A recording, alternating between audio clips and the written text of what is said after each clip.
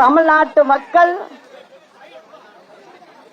இன்னைக்கு திமுக அரசாங்கத்தால் கசக்கி பிழியப்பட்டு இருக்கிறார்கள்.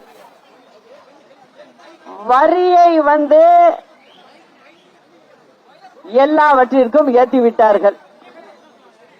தமிழக மக்களின் வாழ்வாதாரத்தை பெருக்க வேலை வாய்ப்புகளை உருவாக்கவில்லை.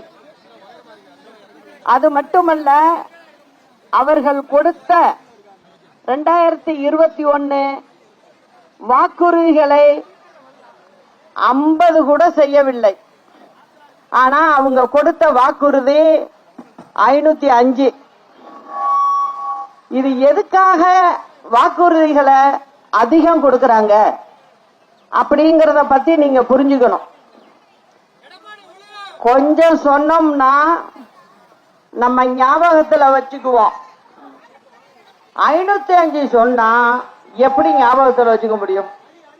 அவங்கவுங்க வீட்டுல பிரச்சனைகள், வேலை இல்லாம பிள்ளைங்க வேலைக்கு போகலங்கிற கவலை பெற்றோர்களுக்கு இருக்கு.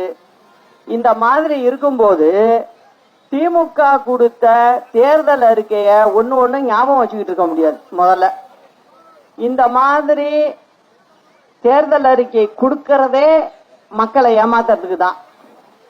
இப்ப பாத்தீங்கன்னா 525 இருக்காங்க. அதுல முதல்ல சொல்றது என்ன? டோக்கன் 8000 ரூபாய்க்கு டோக்கன் நீங்க போய் உங்களுக்கு பிடிச்சத கடையில வாங்கிக்கங்கிறாங்க. இதெல்லாம் யாரை ஏமாத்துறதுக்கு கொடுக்கறாங்க? ஏற்கனவே இவங்க 12 லட்சம் கோடி கடனை வாங்கி வச்சிருக்காங்க.